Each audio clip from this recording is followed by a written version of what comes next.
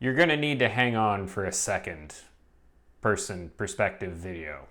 Second person, the strange middle child of perspectives.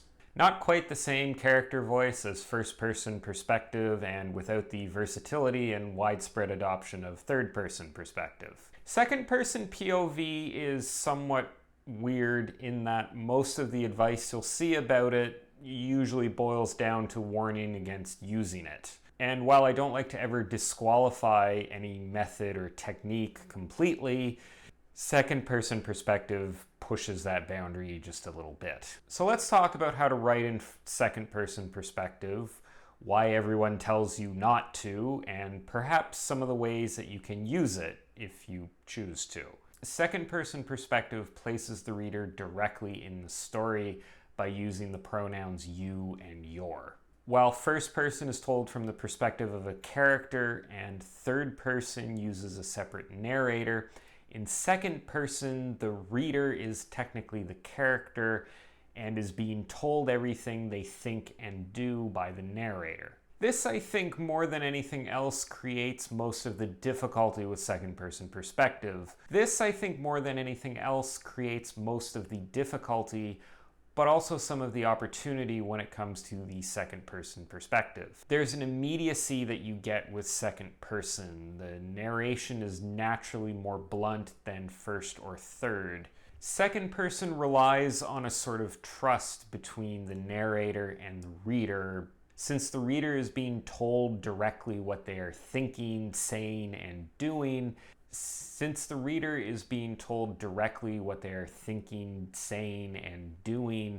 there's a natural propensity to doubt what's being said, especially if the reader disagrees with the decisions that the character is making. I don't have any evidence for this necessarily, but I imagine that a lot of readers would get turned off from a story if the second person perspective character makes decisions that they feel they wouldn't make in those situations. You don't have this with first and third perspectives since the character is naturally a different person from the reader, so even though the reader might disagree with what the character is doing or thinking, it's less of a problem because the character is a separate person. Second person also has this weird effect of amplifying the voice of the narrator. Now, this is not necessarily a problem. In first person, the narrator tends to have a fairly strong voice since the character and the narrator are one and the same. But the emphasis is almost always on the role of the character as a character and not as a narrator.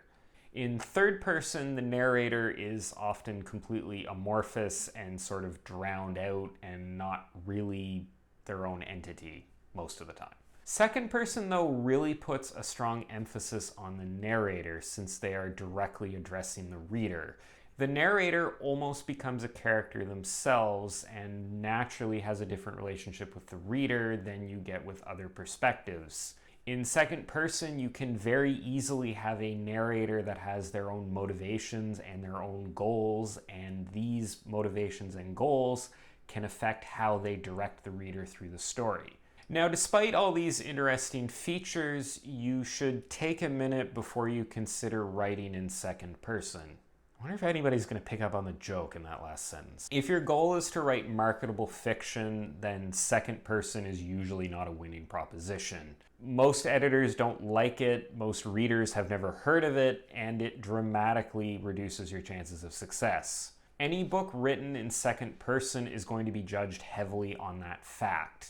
The perspective would need to be an intrinsic, important, and meaningful part of the story, not just something that's done to be different. It's also not something that I think at least is viewed as all that innovative or mold breaking. Everyone knows what second person perspective is. There's been work written in second person, so it's not exactly new or exciting. Second person is also very difficult to read. I've always found that second person moves really fast and can be difficult to keep up with, and it gets tiring after a very short period of time. The interesting narrative effects that you get with second person are great in a piece of flash fiction or maybe a short story. In a novel, though, it starts to get old pretty quickly. That's not to say that you can't have sections of a longer work that are written in second person. A few scenes in second person, provided they are set up correctly in a way that doesn't confuse the reader, could add a lot of interest to a story that's written in first or third person. You could do this with dialogue or maybe epigraphs, maybe some epistolary stuff. There's all sorts of possibilities here.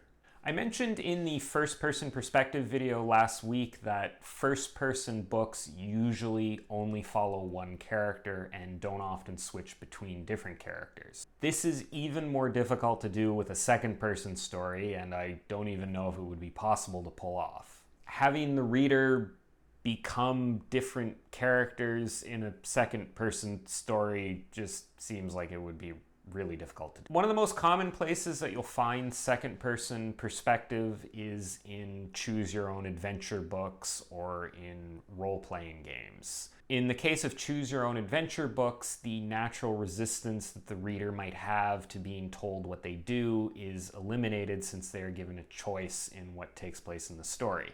Same thing with role-playing games, where the reader, or player, I guess, is given a choice in what actions they take and they can affect the story. Both of these types of work get around what I see as one of the main limitations of second-person perspective, where you have the reader disagreeing with what the character, which is essentially supposed to be them, is doing or thinking throughout the story. I also didn't realize this until I started researching for this script, but second person is also used extensively in advertising and marketing. Seriously, if you look at some ad copy or watch some advertisements, you'll start to see what I mean. This makes sense because the purpose of those mediums is about telling the reader what they are supposed to think and do, which is a great fit for second person perspective. Just like I hope this video was a good fit for you, because you watched it.